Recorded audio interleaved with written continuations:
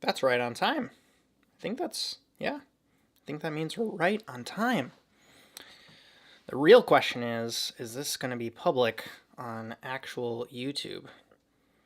Give me a thumbs up in the chat if this is actually live and you can hear me okay, because those are two very important things. I know that you can see me okay, because the camera seems to be showing exactly what I want it to be showing. So, yeah, what's up, folks? It's good to be here. It's something that I am used to doing for the most part. Every single Monday on the community, which is kind of, for those that don't know, replaced Patreon. We do something called Moving the Needle, where we try to get an hour's worth of deep work in every single week on a project that we're working on. Kind of like a work party is kind of how we call it at work, at least in my company, when we're working on things that are, more focused towards the event production company. But yeah, it's like people have come and done like R&D recipe testing. People have like done their taxes. I have been working on this course, which is really exciting. But at the last Monday of the month, I do one for everybody. So everybody on YouTube, all subscribers are welcome to join. I bring a little bit of programming, but a lot of it is also, I used to call these office hours as kind of a way to, you folks can come ask questions, just come hang out. We've done ones previous to this where I was over there at the sink knife sharpening. Definitely check that out if you want to have something to watch along with you. If if your edges need some love, which I know that you folks know how that feels. But yeah, this is just a fun time to hang out. What's up, Eddie? What's up, Andreas? And yeah, if you folks have questions, a couple came through on Instagram that I thought would be valuable for me to just share what my answers were to the folks that sent me these DMs, kind of like direct answer, how we used to do in the solo podcast episodes. And then I thought for the programming that I would bring today, the stuff that I would work on in case there weren't a ton of questions, or if, any of you folks are like, hey, that sounds like a pretty good idea. Like, I have stuff that I need to work on for an hour. Like, this is exactly the time to do it. So this is going to be like a 1 hour, like 45 minutes to 60-minute chunk of time. Like, make yourself a beverage. I have a tea that I'm going to be drinking. And yeah, just like put your phone on do not disturb, put your kids down for a nap, whatever you need to do to just like get some work done. Something that's increasingly important in COVID times, especially like shout out to everybody working from home right now. So, good to see you, Marco. Thanks for stopping by. That's a really funny avatar. There's another guy who does a Pokemon card channel, and he's called Kanto Capital, and he also has like an avatar cartoon guy, but he like makes it animate, and it's pretty cool. I will have a stage where I get really into like Japanese anime. Just not right now. I'm too busy for now. So, to start, if anybody has questions, anything that I can help with, please, of course, like this is your time, leave it in the chat, and I'm super, super happy to answer it. I will give like a quick shameless plug that if you want to support the content for just $5 a month, that's like a little more than $1 a week. It's in the description of this video. It's the one where it says support my content. If you click through on that, you also get access to a community page where it's almost like our private non-social media group, where if you want to, ask questions and get other input from other professionals that are like the people that watch this channel kind of thing, it's like less messy than the comment section of individual YouTube videos. That's great. And then also, you will be able to join sessions like this every single Monday. I think we're 14 weeks in a row now or something along those lines. What's up, Ashe? We need to play pickleball soon. Gabriel, I want to go to Chile so bad. It's on my list. Anna and I have South America honeymoon goals when the world opens up again. Okay, let's start with some questions. If any, but like I said, leave your questions in the comments. This is your time. Going to be bouncing around a little bit, but I think, for a fun YouTube live stream, this actually, kind of makes sense. So, first question comes from Joshua D, and he sent me a message on Instagram, gave me a little bit of preamble so I have some context. And the basic premise of the question is, would love to hear about any information you have on being in an admin position in a small town restaurant. And then in brackets it says, from scratch, but obviously not Michelin or anything close. and then end brackets, and then it says, would mean anything to big city chefs upon applying.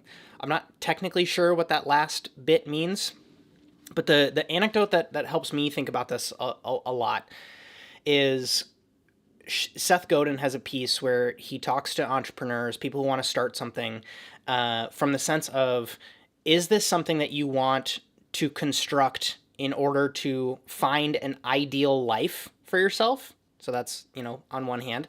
And then on the other hand, it's like, do you want to scale this thing to be completely systemized, to be attractive to an investor, to potentially buy it? And the thing that I'll add, caveat, like the asterisk I'll add for a restaurant like this is, do the owners have plans to scale this restaurant, to franchise it, open up in the town across the city, like across town, they want to open another location or they want to go to another city?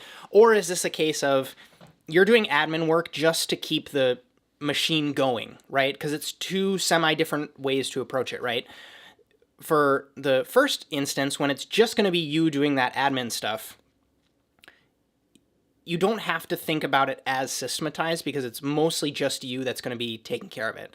Of course, systematize it so that you're not starting from zero every single day. But like, I tell the story of like, you don't actually need to label your lowboy because you know what's in your lowboy. The reason that you label your lowboy is that so someone else can go in your lowboy and see exactly what everything is. And I know that that's like a big overarching statement. Like, of course you do it so that you know when you made the pickled onions. Like if you made them, 18 days ago, like, it might be time to think about making a new batch of pickled onions kind of thing. And it's very different from thinking about it from like, so we're talking about this right now in my business of like, how do we scale systems that we can hire a contractor in London to work on an event for us? Like, complete systematization, tons of templates, like everything is pretty much pre-baked in, like worksheets, spreadsheets that talk to each other, so it gets a lot more advanced. And so that's way different than like when I was doing inventory at the restaurant in Norway. It was like, I needed to take the spreadsheet I made and give it to our woman who did our books for us. And she just needed my number at the bottom, and then I handed it over, and then that was it, And so thinking about it from that lens might be helpful because it will make you not put so much pressure on yourself, but also think about it like, because you might be putting pressure from one hand on the other hand, if that's helpful. But other than that, it's just like you want to make sure that it's something that you can sustain, something that's not a headache. Like, spend time watching YouTube tutorials on Excel tips and like how to put together a deck to present to the owners of like, this is all the admin work I did and this is kind of like the data, because it's their job to interpret that data and then run the business, right? Operations wise. So hopefully that's helpful. A lot of questions just came in, so I'm going to just kind of knock through them one by one. I will pause on the questions that I brought. Not necessarily sure if this is the other question I brought is super helpful, but as with most of these things on the internet, like you never know if it helps one other person, like it's worth it in my mind. So, okay. Michael asks, this is nicer because then your questions can pop up on the screen. What has been my thought process when evaluating someone as a business partner, potentially partner with my friend who I'm trying to evaluate objectively to open a restaurant, and would love to hear from you? This is a super good question. And because one half of my brain says like human relationships and the relationships you have in your life are like the most important. Like that's like what is the Navalism is like a calm mind, a fit body, and a house full of love. And that house full of love piece is like good relationships. That's basically what he's saying in that quote. And I think depending on all these variables like work out into that equation, right? Like we can do like your experience plus your ownership stake in the business times the concept divided by, you know what I mean? Like we have this whole long equation we could write out. And then even then we could have something like a black swan event like COVID come in and just completely decimate the business. Doesn't necessarily mean that like your relationship has to suffer. I have had a couple of experiences with this. So to avoid speaking in too many platitudes, I'll try to tell some stories. So the first time that I was running a business on my own, and I had my best friend who ended up being the best man at my wedding. Like we've known each other for almost 11 years. We went to culinary school together. He moved from California to Seattle to help me with these pop-up projects. And I had this immense desire to like make it a kind of like profit sharing model. I wanted to give him equity in the project, XYZ. He just wanted to help me with the project. And he didn't necessarily want to have an ownership stake in the business because so much of the business was, one, frontward facing to me because I was putting out all the content and I was writing all the menus and forming all the relationships. He just wanted to be like back end ops person, which is amazing. And it's not to say that someone who does that can't get all of those things, right? Like the equity, the respect, the position to make strategic decisions for the business. But my current business partner and I talk about being business married, and it really is like it's not an as intimate of a relationship as Anna and I's, from the sense of like Anna and I go deep into like our parents and our psychology and our upbringing, but like Anna and I don't have kids yet. Jade and I have this thing that is a business, that is our child, that is our baby, like, and we treat our staff very much so like, not necessarily children, but like we really give a shit about our people. And like Jade and I will have like 3-hour long phone calls about someone's performance because we're like really wanting to make it work with this person and we agonize over that. And so like you have to be on the same page value wise. That's what Jade and I talk about a lot, who's my current business partner, is you have to be aligned. And this is like, you need to have a 8-hour long dinner, and then 2 weeks later, you need to go out for brunch for 4 hours. And you just need to treat it like dating. Like, Jaden and I will talk about, like, before the pandemic, we would have conversations like, so hypothetically, if we lost this contract next year, what would we do? And then see how each of you responds, And the good part, Michael, about you knowing this person who is your friend is that it's a lot easier to be candid if that's the type of relationship you already have. Now, if you guys have never worked together before, it can have the opposite effect. And it's actually easier sometimes to work with someone who's like fresh, like you don't have any, you don't bring any baggage to that relationship. And so you can just start off the bat, like talking about this relationship.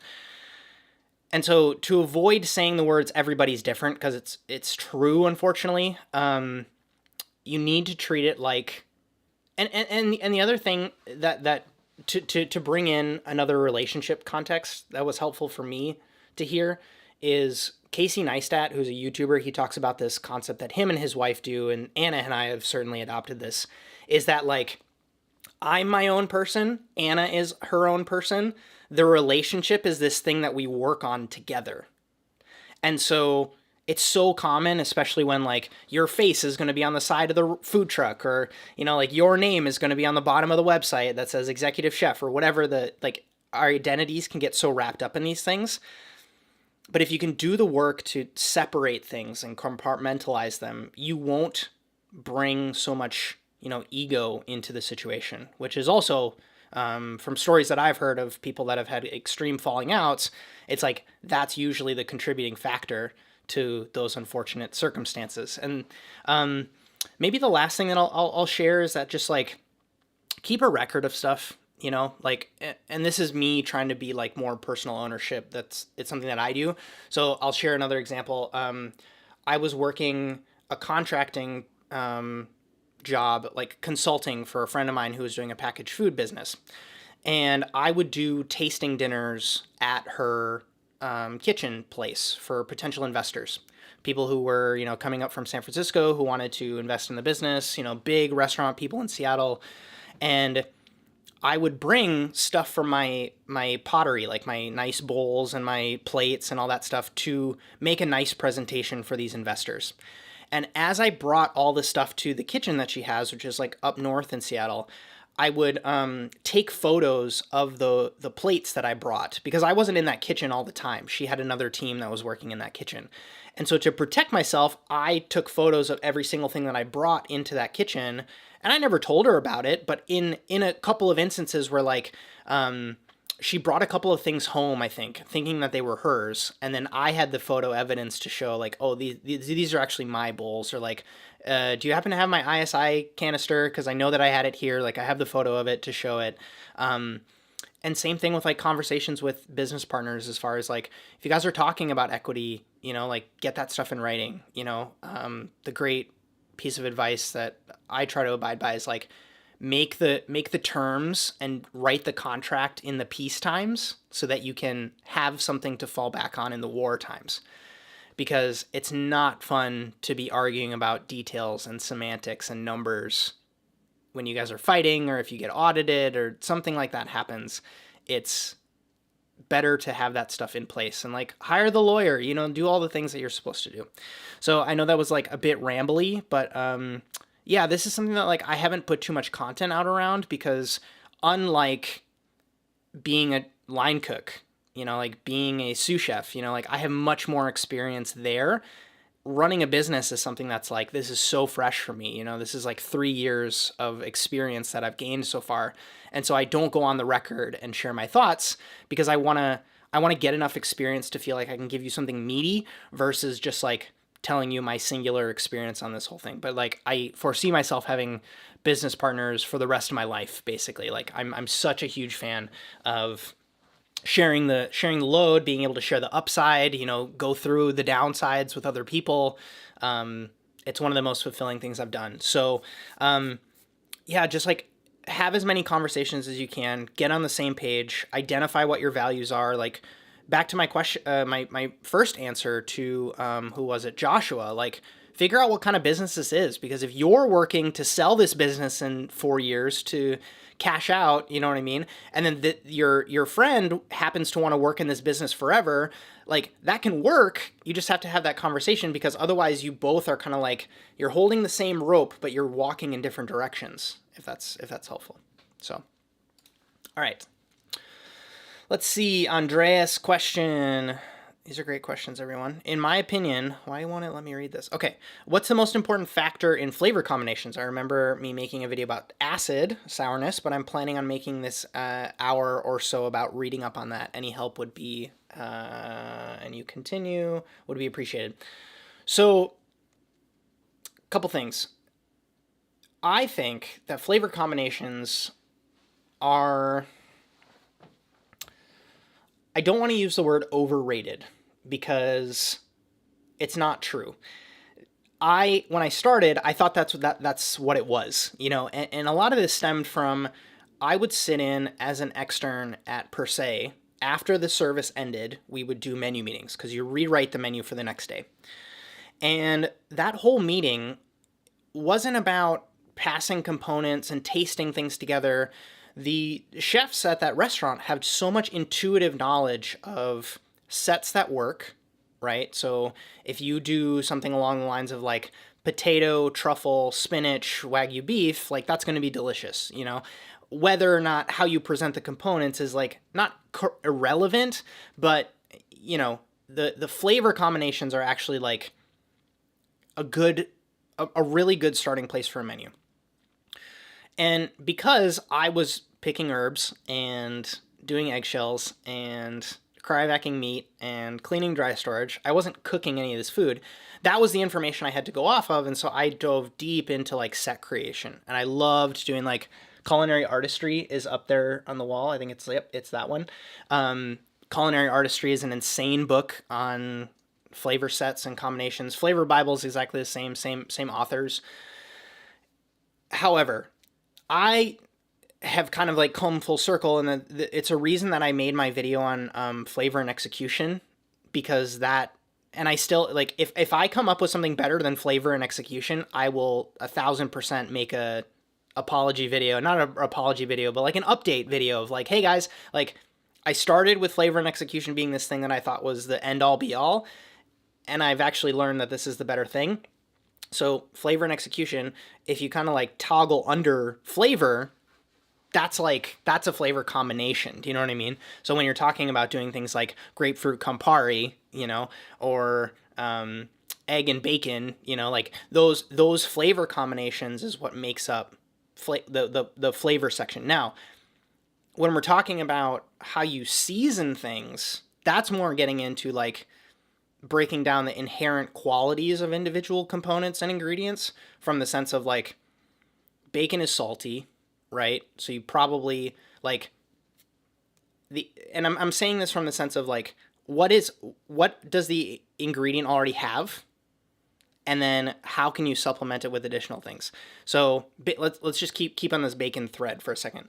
So a lot of people like to do like make lardons with the bacon, caramelize the bacon, deglaze with something acidic like apple cider vinegar, and then you kind of reduce it a little bit, and because you have like fatty and salty, and I know like fatty is not technically like a taste, and that's the other thing that like gets that's why I like flavor, because underneath it is like olfactory sensations, like what you're smelling, so like smoke, right, and pork, and then you also have taste, which is like those 5, potentially 7, like the thing that everybody talks about.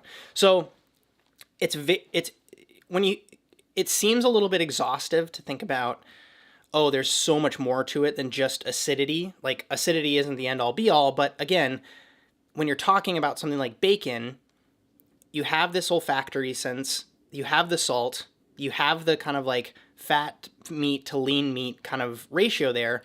The acidity, the sourness that you're talking about, like that is a human intervention. Like a chef had to add acidity to bacon to change it, And so that's where I think going a little bit into like Herv Thies, who talks about like food manipulation in this book that's really good, that I recommend. Like if this is geeking you out and you're finding this very stimulating, there's a book called Cooking and then A Quintessential Art, and he talks all about this type of just philosophizing about food and flavor combinations and stuff like that. And the line that really stood out to me was, the second that you take a carrot and you take it out of the ground and you wash it, right? Like make it, don't completely go from the earth, but like the second you peel that carrot, you've manipulated that carrot.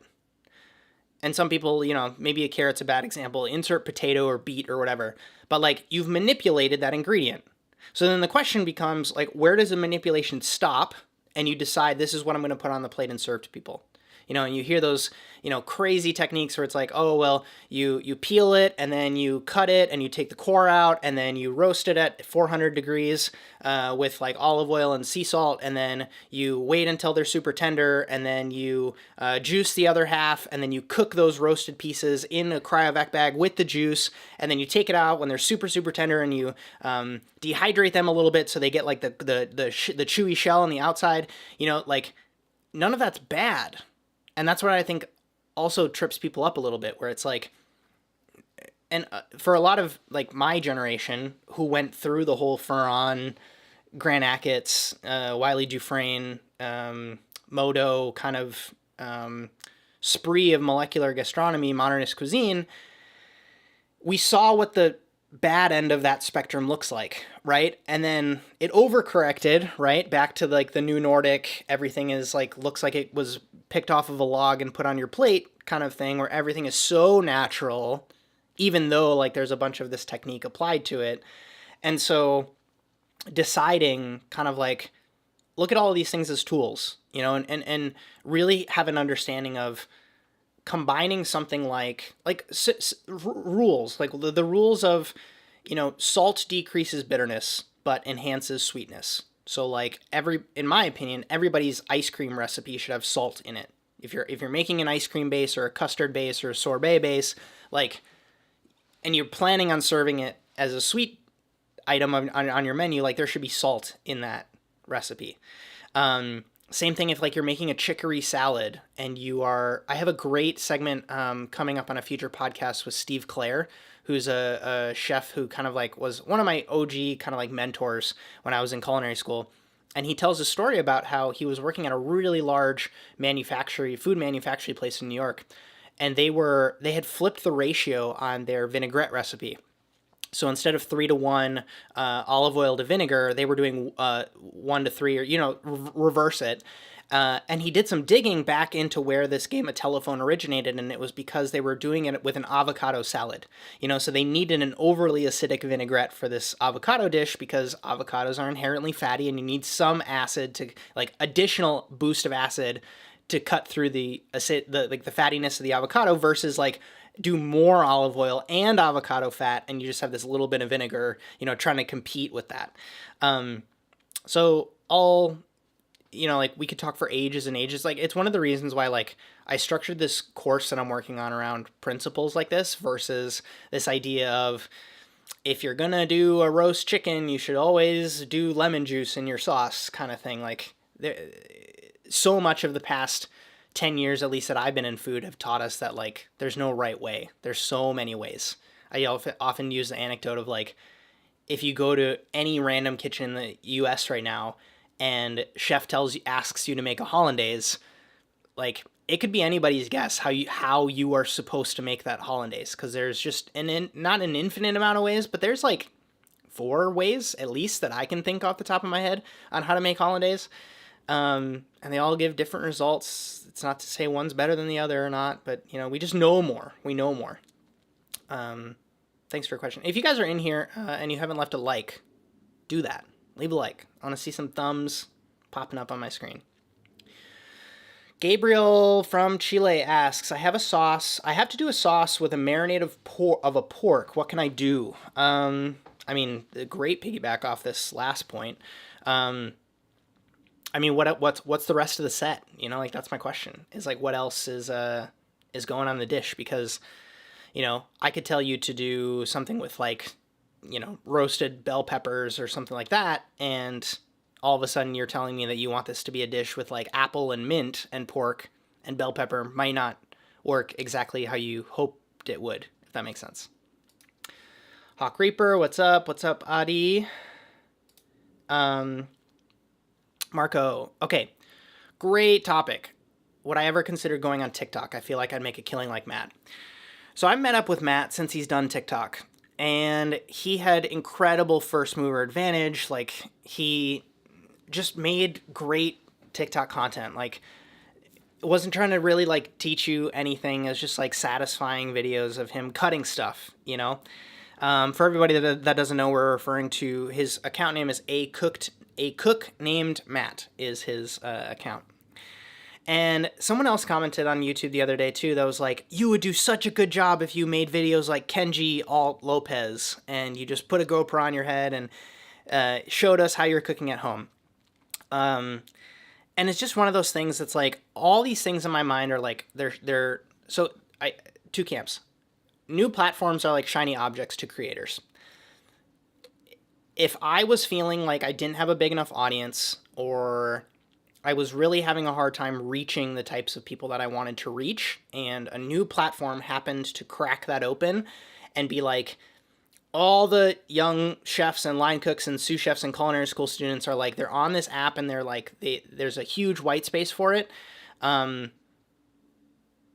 can see myself, moving over to a different platform. I found that on YouTube. And so, like, in my mind, I should just be investing more into what's working. And it's not just, like, part of it is just, like, capacity thing. Like, I'm just one guy. I'm finally starting to work with an editor. I finally have a production assistant. So it's not to say that it's not going to happen, but it's kind of one of those things where it's like, if I was comfortably uploading on a schedule that I knew was great for YouTube already, like, I'm incredibly self-critical on myself for this. I have, like, 3 knives on the table back there that need review videos made.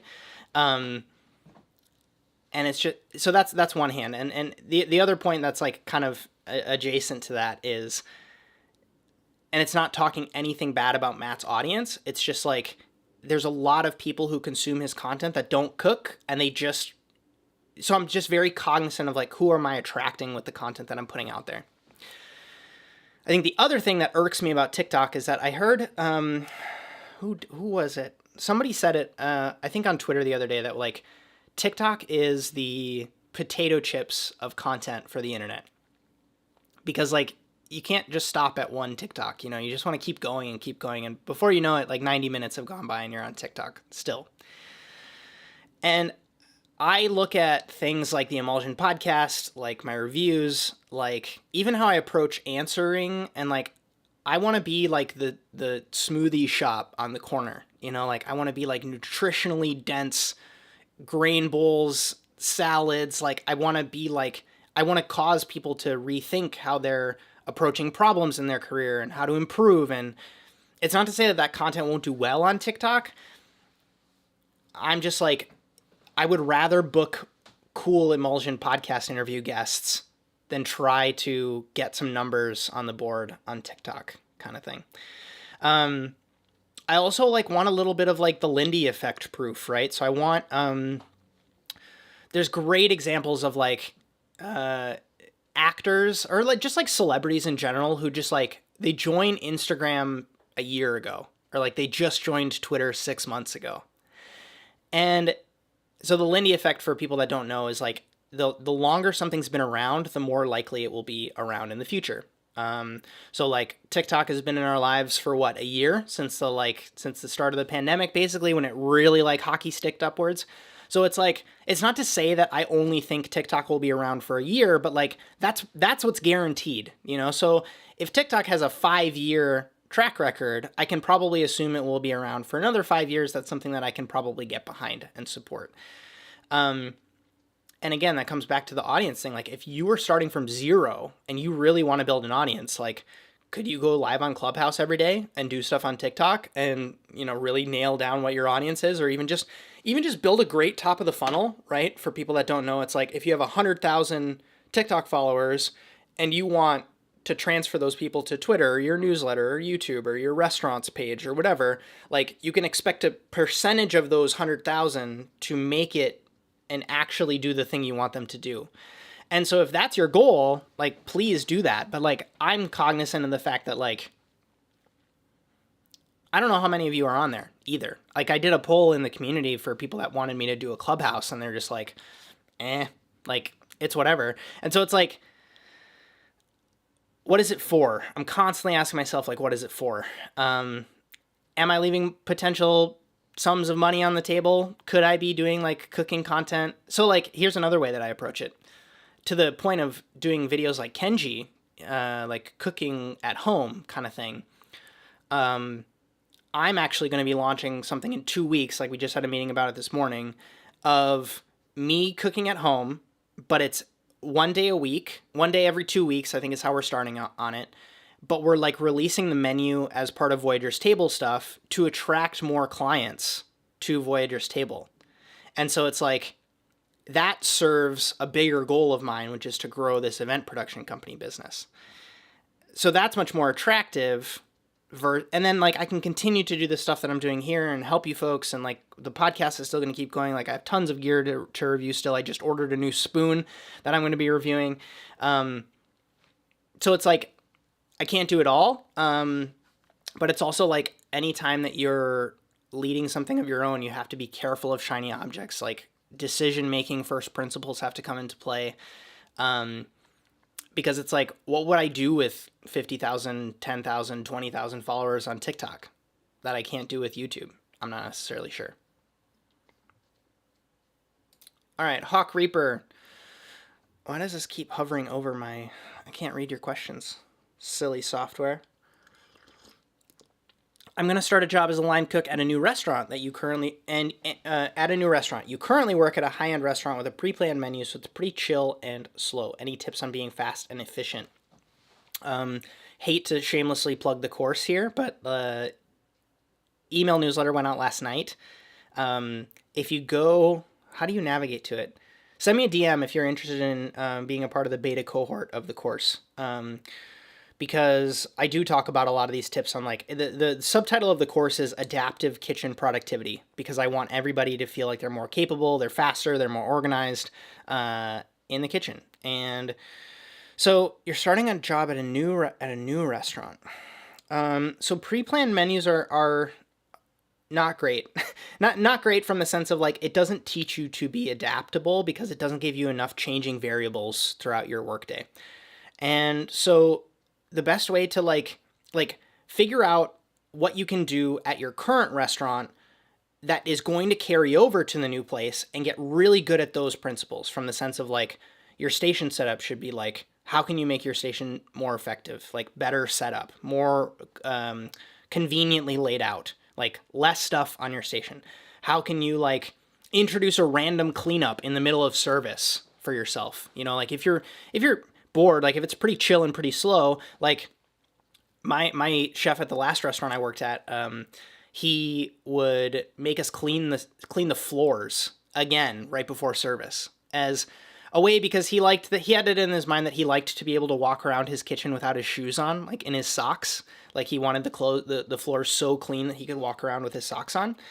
And what that did for us as line cooks was it constantly kept us on our toes, from the sense of being able to just like drop everything, fill the buckets of water, like grab the floor scrubby, grab the squeegees, you know, like, and just be able to leave your station. Like that's another thing, like set yourself up so you can leave your station for 5 minutes and come back and nothing's burned, you know? And so can you introduce these little challenges for yourself at your current restaurant that you know will carry over to the next place? And of course, just like organizational principles that like I teach in the Demi Skills course. Yeah, a la carte is a different beast, man. Like a la carte is, the last restaurant I worked at was a la carte and tasting menu at the same time. So we would do a 4-course and 7-course tasting menu, plus we would have the bar. So the bar, people could order like a la carte meat main course, a la carte fish main course. I think it was like 4 or 5 different appetizers, plus like a fried fish sandwich, and just like a ton of oysters. We would do like individual dishes from the tasting menu off of that. And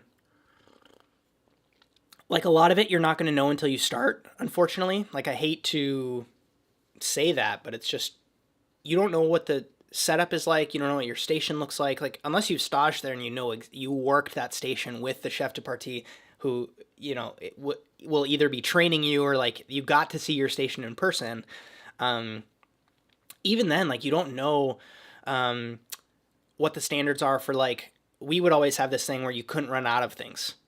You know, so like we would never be able to run out of fried fish sandwiches for the bar, no matter how busy or how slow we were.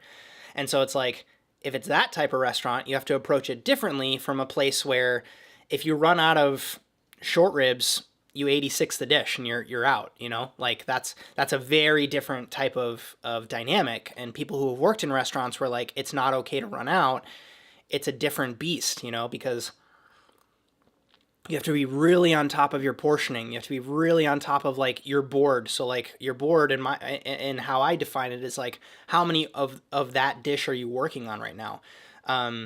So it's like, if you're really trying to like play it close to the chest and you only have, let's say 16 portions of langoustine dish on your station, and you have 13 of them ordered in, you know, and a big table sits down, you have to be able to do the math in your head with your board, plus what you have in the freezer, kind of thing, to like, it's a different, like I said, it's a different beast.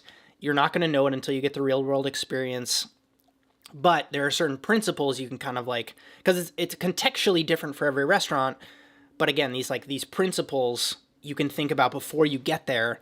And the reason that I teach them in the course in this way is because like, I want you to be able to put a name to what you're experiencing, or to have a tool that's like, have you ever like done like a shop class in middle school or high school? And it's like the first day you walk into the shop, you have like, no, you couldn't name what half the tools are, right? But it's like, they're taking up real estate and they're in here, so they must be important for something, you know? And then all of a sudden your instructor tells you to make some sort of weird woodworking thing, and you have to make a notch in a weird way, and you happen to find out that like, oh, this tool in the corner here or up against the wall is the perfect tool for that specific type of task. That's what I'm trying to do with the course, right? It's not necessarily like you need all of this stuff on day one, but it's like, I've gone through enough experience to know that like, if you outfit your shop meaning your repertoire, if you want to call it that, with these skills, like you can come up against 80 to 90% of situations and, you know, work your way through them.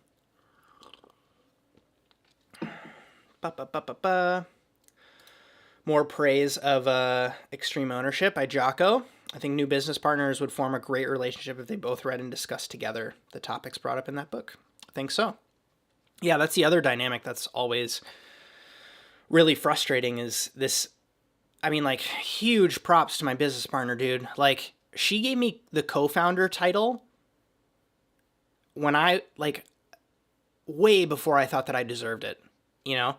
And what it did for me is that it like you're talking about, it gave me this extreme sense of ownership over the company. Like, we would go out to dinners and she would introduce me as her business partner only when she had given me like a single digit % equity in the company. Like, right when we started working together.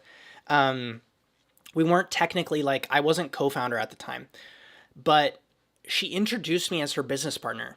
And it was just like, wow, like, she really takes this seriously. You know, because in previous interactions, like, you have to keep in mind that I was coming from this restaurant where the restaurant, the original founding team of that restaurant of owners was 5 people. There was 5 co-founders, and they all had equal % stake in the business. And so that just completely conflated. And then all the restaurants that I worked at before were like large projects where it's like either the chef bootstrapped the whole thing themselves or it's a chef with an investor who just like bankrolled the entire project. So I had a very skewed way of looking at business relations. And so when that completely flipped on its head, when I met my business partner and she started like helping me change how I look at things. It's the same way when, like, if you grow up seeing like your aunt and uncle having a very different business dynamic, not business dynamic, dating dynamic, or like marriage dynamic, different than your parents, or like different than like if you're in, middle school, high school, and you're dating around and you have a way that you approach relationships. And then you have this other friend who just like completely uses their partners, or, you know, like, God forbid, they're abusive to their, and you're like, I would never do that kind of thing. That's why they're all relationships, whether it's business or, you know, romantic or, you know, whatever. And so it's just interesting to see where these things cross over. So yeah, if you're 100% on the same page and because that's what you don't want. You don't want that structure where one person is the person who does all the work and the other person is the classmate who just stands up and gives the presentation and takes the grade that they get.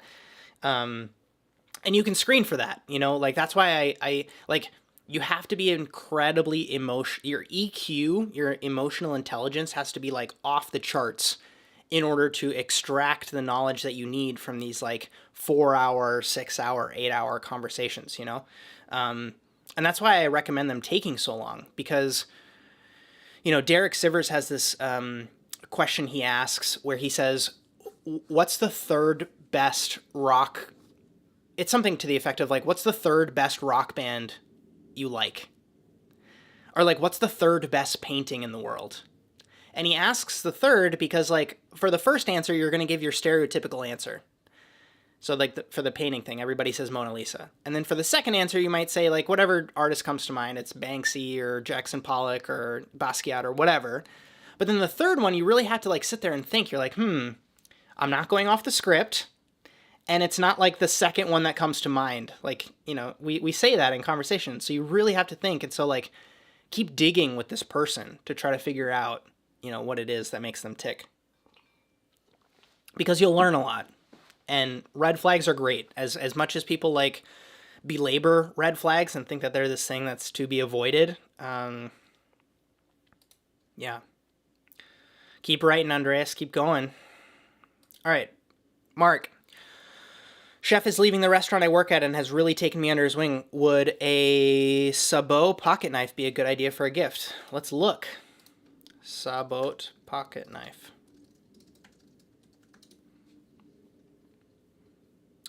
Am I looking at the right thing? Oh, the Aurillac Les Sabots one? Are we talking about the same thing? Yeah. Let's look. I was always like a Laguiole kind of guy. This is on Etsy. I hope I'm looking at the right one. This is dope. I got myself a Laguiole pocket knife that had a corkscrew in it, and it's like kind of the same thing that I use with my Victorinox thing, because I just like being able to be at a party and being able to, or like out in the woods, or even at an event, you know, like we're at an event and someone says, you know, like, oh, I don't know where my wine key is. You know, I always have a wine key on me. And so this is like the smallest version of having a wine key, but then it also has like, it has a knife on it. So like I can open boxes and, you know, and a bunch of other tools. But no, this looks like a nice handmade from France kind of gift to get your chef. And I'm sure that they would be honored to receive it. Um, I always think that stuff's kind of cool, you know, because it's like you remember it forever. I just think that like when you have a good relationship with someone and they end up getting you a gift at kind of like a crossroads in your life or your career, like you always remember that stuff. Big fan. Big fan of that stuff. The beat is okay. Maybe that's not the way you say that. Best advice for first chef position, just be a sponge. Like you're not going to walk in, show someone that you can cook a dish, and they're all of a sudden going to make you a sous chef, you know? Like be patient with it. It takes time. Hey, Daniel, I'm going to be sending you info on the course, my friend. If you have questions for me, I would love to hear about it. Yeah, email me. My email is Daniel. He's got the answer. Or just go to my page, justinkhanna.com, and then when you go there, there's like a big red button on the bottom of the thing that just says contact, and if you click that, that will give you a way to message me directly, and I check that every single day. Okay, we have about like 15 more minutes, 10, 15 minutes left. So if there are questions that want to come in, I did collect one more quick answer that I provided to a question either this morning or yesterday. I can't quite remember. The days are all blurring together for me.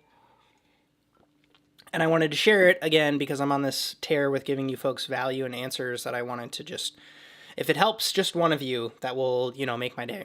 So, question came from Eric S. He says, I just recently found your YouTube and I've been nonstop watching your videos. Thank you. More praise. Currently in culinary school, working at a small, sustainable fine dining restaurant and dream of being a chef of a Michelin-starred restaurant one day. I'm currently faced with a unique opportunity. One of my mentors at school has connections to the French Laundry, Alinea, and a few other of the big boys. Given this connection, I have the opportunity to do an internship at one of those restaurants as part of my senior year next year. My question is, would that be too big of a jump? I've been a chef de partie at the restaurant I'm currently at for almost 2 years, but I'm sure everything I've experienced pales in comparison to a 3 Michelin star. Would I be overwhelmed and lose passion for the craft, or is this too good of an opportunity to pass up? Any advice would be amazing. So what I said, I'm going to read what I said, and then because you folks are the live stream folks, I'm going to, you know, expand on it a little bit. And, you know, maybe if anybody else has advice for Eric, you can leave it there. So I said, thanks so much for taking the time to reach out. And then I said, take the opportunity. You can always go back to the style of restaurant you're currently working in.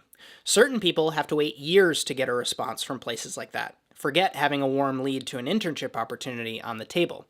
I did my first stage at Le Bernardin before I had any real cooking experience. Since you already know what it's like to be a CDP, I think you'll do great. In worst case scenario, you'll learn what you're lacking.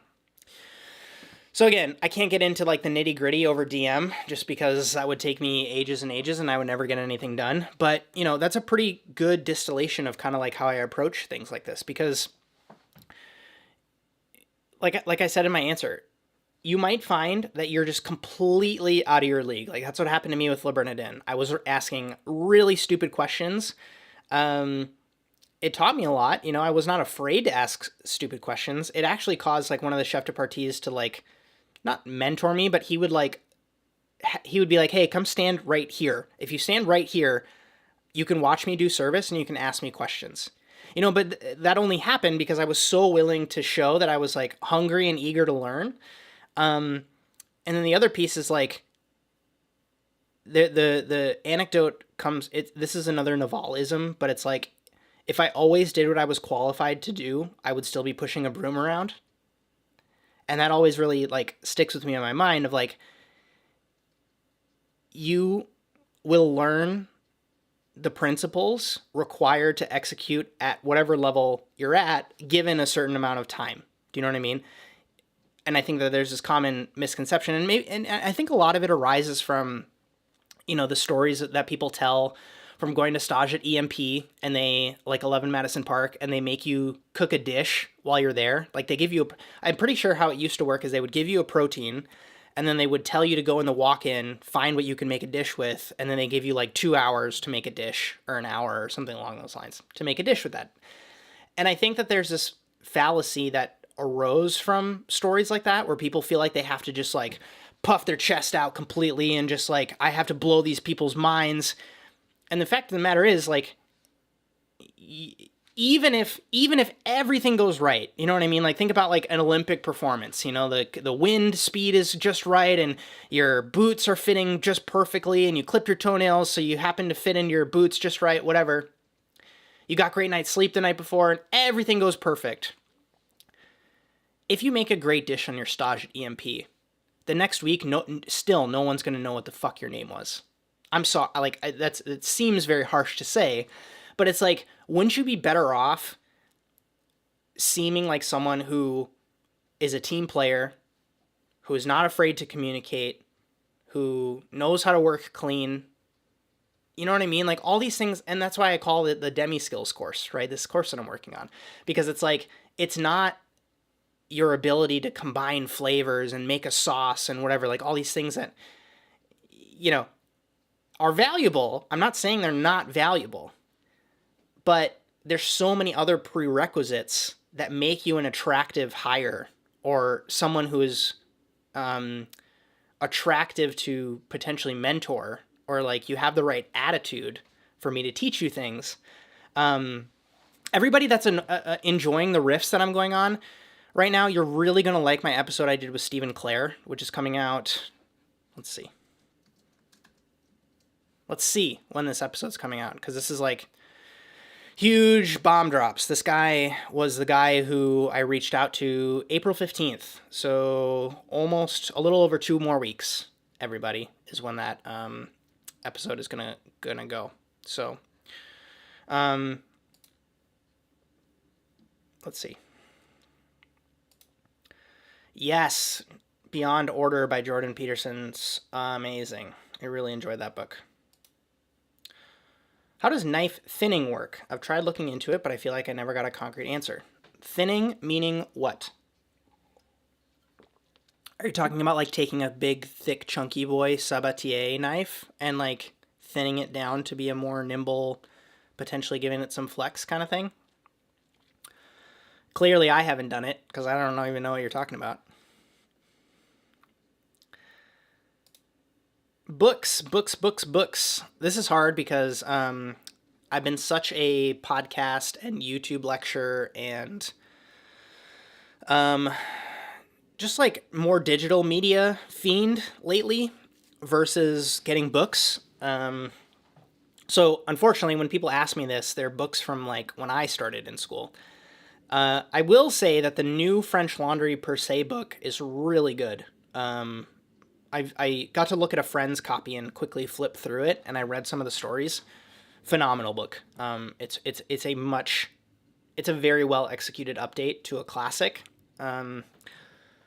Culinary Artistry, which is like not there. That's a Pokemon book. That book, Culinary Artistry, provided me a lot of value when I was kind of like steeped in it. When I was starting to see people write menus, that was really, really helpful. It actually motivated me to start writing my own menus, which was really valuable. There is a great book, Kitchen Confidential, and there's this book called The Fourth Star that's all about Daniel Boulud getting his 4th star from the New York Times. And both those books, Kitchen Confidential and The Fourth Star, taught me a lot about what actually goes on in a kitchen, like a professional New York kitchen, you know what I mean? And because I was going to school in New York, that's kind of like all I was interested in. And so those like immensely piqued my interest because it was like, it wasn't a food blogger talking about cooking at home and how they make scones in the morning on Sunday and the light is just right, blah, blah, blah. I was like, no, this is what happens when the dude from Queens tells you to go get the lobster tails out of the walk-in and you can't find them and blah, blah, you know what I mean? Like those types of stories provided me more value. What what other books were helpful? Letters to a Young Chef, another Daniel Boulud piece was really, I mean, it was good. A couple of things like from there that I still share those anecdotes, which is like, and Stephen Clare again. I hate to keep bringing him up, but like he distilled it in a great way in our interview, and he said, "Would you rather do a lot of stuff at a good restaurant or a few things at a great restaurant?" And in Letters to a Young Chef, Danielle Boulud says the same thing, something to the effect of like, "Would you rather work 2 stations fully at a bistro, or would you rather just clean lobster tails at a 3 Michelin-star restaurant?" And he shares that there's more value in the latter than the former, which is really interesting. Clearly, I follow those recommendations. 5 minutes, rapid fire. We got to go rapid fire. I got to jump off. I want to start staging later this year, but I don't know how to approach it. Should I ask my teachers for recommendations or go off on your own first? I think you should do both, because the reality is you need to be okay with getting rejected from places. I mean, look at the dynamic, right? Like, you have your time that you're contributing, that you're putting up to offer, right? Like, it's a table, right? And the restaurant has the thing that you want sitting in their little corner of the table, which is like the experience and the clout and the insight behind the scenes and the potential networking opportunities. Like, their thing next to them is like stacked full of chips, and they're all different colors. And like, you're like, hey, I kind of want some of those chips that you have. And you have like your one chip that you can put down and be like, here's what I have to offer. Will you trade with me? That's what you're saying when you're trying to stage. And it's not a bad thing, but you have to be okay going from table to table to table to table to table, because this is all you have. You have your one chip. And so you have to be okay with dealing with rejection. And so doing the stuff on your own is not only going to allow you to like build up that muscle of getting rejected, because it's going to happen, like I don't share it in a lot of the stagiaire videos, but like I would send 8 emails a weekend usually. And I would hope to get 1 or 2, because then I could schedule stages for the next like 2 or 3 weeks out. And I did that for like 6 months, so do the math on that. That's like 4 weeks times 8 is 24 times 6 months is, almost 150 restaurants I emailed. And when you're in New York, that's completely possible.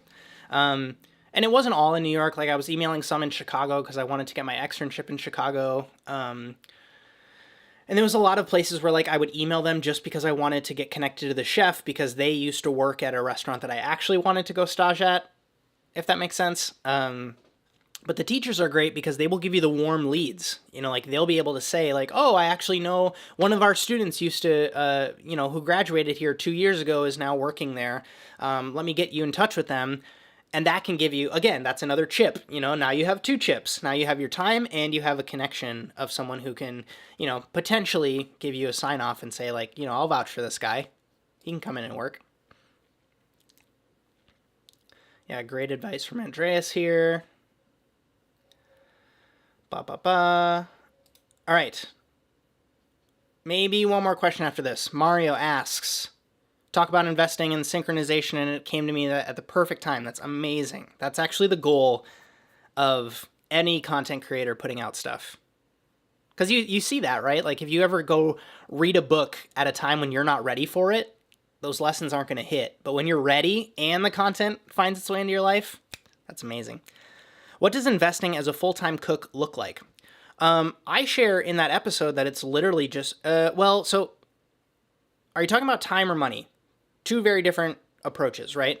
So I share in the episode that like I would invest, and I call it investing. It was saving, but I was investing and I was deploying it in something. Something silly like $25 or $50 a month. I think I say in the episode I was doing like $25 a month. And the way that it really hit home for me and made sure that I was consistent with it is I treated it like a bill. So, not trying to rope everybody's story and experience into the same thing, but like if you have to pay for your internet, you have to pay for your phone. How much does your phone cost a month? $80? Maybe $80? You don't miss your phone bill, because you don't want to lose your phone. And I know that like everybody goes and like, I know what it's like to be in like thousands of dollars in debt, you know, like you don't have to tell me all those stories. But like, if you treat it like a bill, it feels less like a nice to have and more like, no, this is just something I pay every month. So that was really helpful for me. And then just treat yourself like the person who's charging you for the bill, you know, like, oh, Justin wants more money this month, you know, like, or the calendar flips, or like you go from quarter one to quarter two and you say, okay, instead of $75 a month, I'm going to do $90 a month now, you know, and like, oh, that darn bill collector wants more money, you know, but you're making yourself wealthier, you know. And if you treat it like a bill from the sense of like, I'm not going to miss my phone bill. I don't miss my phone bill. I pay my bills. You know, you'll always find ways to shuffle your money around from my experience, you know, regardless of how much money you're making. And when we're talking about time, it's a very different approach because sometimes your time horizons are different. And oftentimes it requires you to have difficult conversations.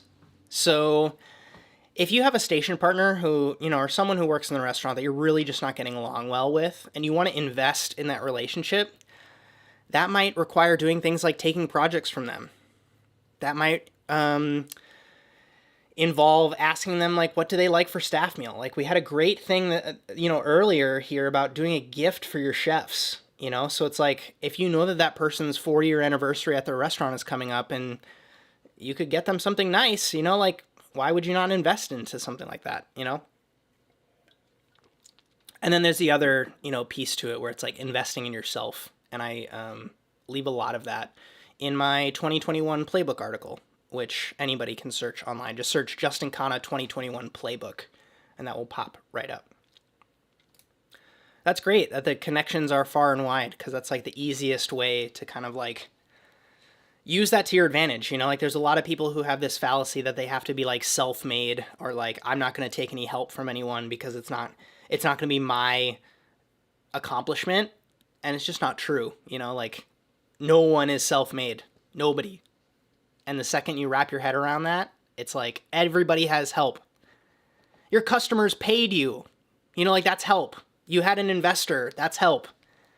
You know, your teacher put you in touch with the chef that you went to go work for. Yes, it's not, and it's not to say that you didn't work hard and you didn't like put in the work, but it's like, if you have like these are all tools, right? Like if you have assistance along the way, it's kind of like if you're driving and you see a road that's going to cut through this long winding path, and it's like there, you see it, no one else sees it, or just like take the road, you know, just go do the thing.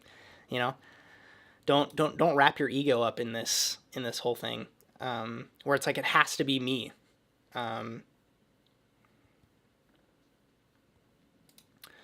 Adi talking about fine dining. I think it's yet to be seen. I think that based on what we've seen with cities returning to normal or going back to like exorbitant levels of spending and going out and partying and doing all this stuff, like the Roaring 20s is going to be a real thing. And so if you have the ability to have some foresight into that and potentially plan for it and position yourself in a way where you can take advantage of something like that, people are going to value experiences and going out to eat. Like, kudos. The problem is, what happens when a new strain comes up of COVID in September and all of a sudden you have to lock down again? Do you have a business model that can pivot? And if you don't, then obviously don't do fine dining. You know what I mean? And so it's just, everybody has to be more adaptable now and more nimble and more savvy and all these sorts of things. So just like stuff to keep in mind. There's this great quip that I read the other day that was, it was in the Thomas Keller, it was in the French Laundry book. It was, Thomas Keller writes something to the effect of like, I've been reading fine dining's prospective obituaries for years, from the sense of everybody's been talking for the last 15 years that fine dining is going to die and fine dining is dead. lo and behold, it's still here. It's still kicking. It's like the frickin' Hydra. You know, you cut off one head and two heads grow back. You know, it just won't seem to die. And so this idea that it's going away is just silly. You know, like how people are comfortable. Like, do people want to do it in their homes? You know? This is the hack that I shared in the newsletter the other day. My normal mugs are 8-ounce mugs, so they're just a little bit thinner than this and shorter. And so when I make tea, I would do 8 ounces of tea in these, and I would drink it so fast, and I would be like, oh, I want to make another tea. And before I know it, I was like spending too much on tea and drinking too much caffeine. But this thing is a 12-ounce tumbler. So one tea bag gives me 50% more juice, and then it lasts longer. Like, it lasted this entire live stream. That's crazy. Okay, I guess last thing for those of you that are still kicking around, I'm having Kendall Beach on the podcast tonight. She is the culinary producer for Binging with Babish. And so if you have questions for her, you can either check out justinkhanna.com/media, find her name, and then go in, like, comment below, because that's where you can always go and see who's coming up on the podcast soon and, you know, leave your questions. But, you know, I'll stick around for like 1 or 2 more minutes if anybody has questions for Kendall that I can pop into my notes tonight. I miss you, Adi. I can't wait to come back to Norway and hang out. So yeah, if you got value today, like if you, you know, want to be able to have a place to come and ask your questions every single week, the community is the place to do that. If it's in the description, it's support my content for just $5 a month. It's there. I host these every single week there. They're usually a little bit more quiet and reserved because I'm chilling here. I'm working. Everybody else is usually working. You can even use it as like a time check for yourself. So like, even if you can't join the live session, if you block out time on your calendar and you just click play and you listen to me working in the background, totally something that you can do. It's part of being a community member, and you just can connect with a bunch of other industry professionals and ask your questions. And like, I get back to those messages way faster than I get back to most other things. And you know, there's other fun things that I do, which is like sending fun video messages to people and stuff like that. So if you want to kind of, you know, support what I'm doing in a fun way, that's the place to do it. I do these open to everybody the last Monday of every single month.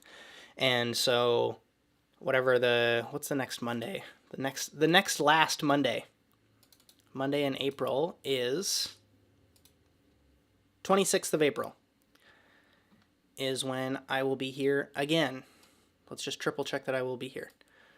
Mondays are so funny because sometimes I'm free and sometimes I'm not, but I usually make it possible. So, all right, folks. Thank you so much for being here again. If you have questions for Kendall that you want to drop in, please go ahead and leave them on the website. If you want to be a part of the beta cohort for the Demi Skills course, you can feel free to send me an email. I'm going to work on that right now. So you got to kind of make it quick, unfortunately. If not, the next cohort will be in May. So just, you know, stay tuned. This is the beta one. This is just a test, kick the tires, figure out what's wrong, get feedback from people who are, you know, really kind of wanting to be first adopters of this whole thing.